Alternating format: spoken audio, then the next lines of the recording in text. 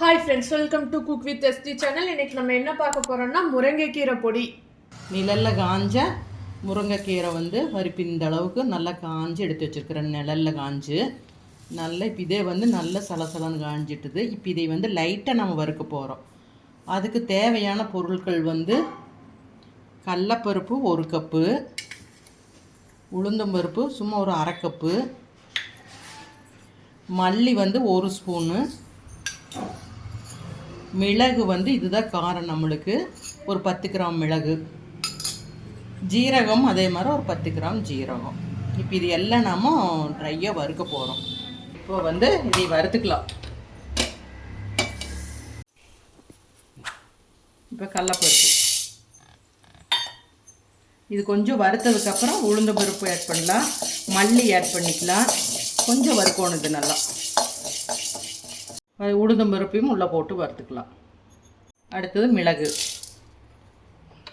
அடுத்தது ஜீரகம், அடுத்தது மல்லி எல்லாம் ஒன்றா போட்டு நல்லா இப்போ வறுக்க போகிறோம். அவ்வளோதான். இப்போது இது கூடைய இந்த கல்லுப்பும் உள்ளே போட்டு அதுவும் ஒரு வறுத்துக்கலாம். இப்போ இந்த பிளேட்டுக்கு மாற்றிடலாம்.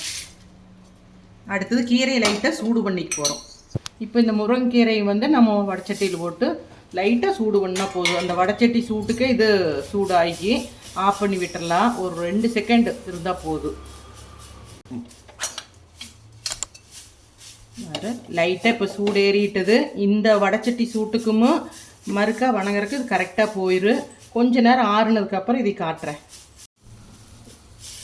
நல்லா வறுத்துருச்சு, ஆறிமாயிட்டுது. இப்படி வறுத்தா நல்லா பொடியாகுது. இதை நம்ம மிக்சியில் போட்டு அரைச்சிட்டு வர்றேன்.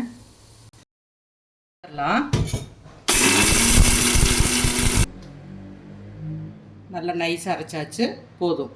முருங்கைக்கீரை பொடி தயாராகியாச்சு.